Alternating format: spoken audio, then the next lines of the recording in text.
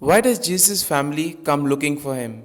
What do we understand when Jesus says, "My mother and my brothers are those who listen to the word of God and put it into practice"?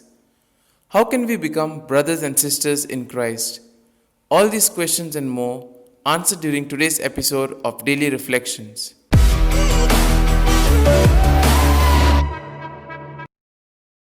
People naturally assume that Jesus would give first place to his family, but with one sentence, he reveals that every human being can become a member of his family. Closeness to Jesus does not depend on social standing or academic achievement or affluence.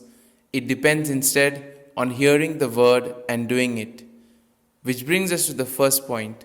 The family looks for Jesus. The relatives reached the house where Jesus was staying. They had probably come from Nazareth.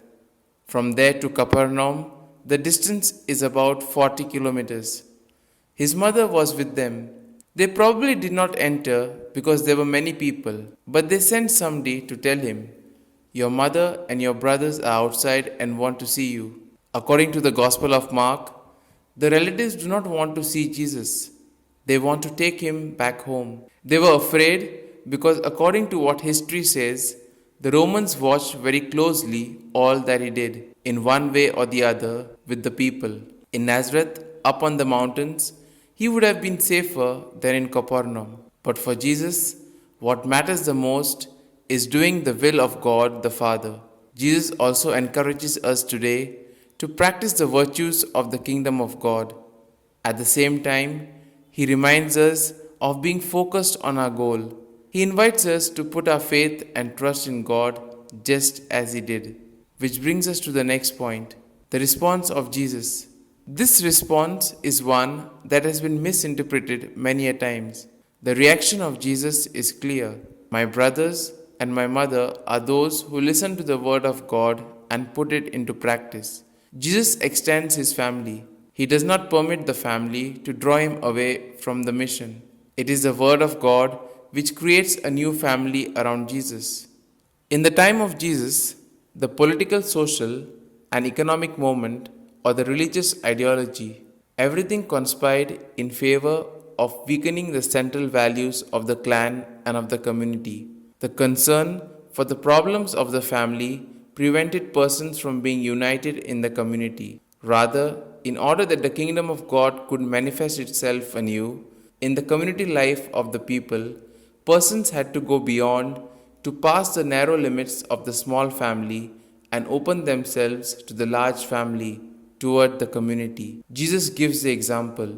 When his own family tried to take hold of him, Jesus reacted and extended the family, created the community. And in this way, he too invites us to think about the greater good, to do things for the greater good of everybody around us and in the community. Which brings us to the third point, the brothers and sisters of Jesus.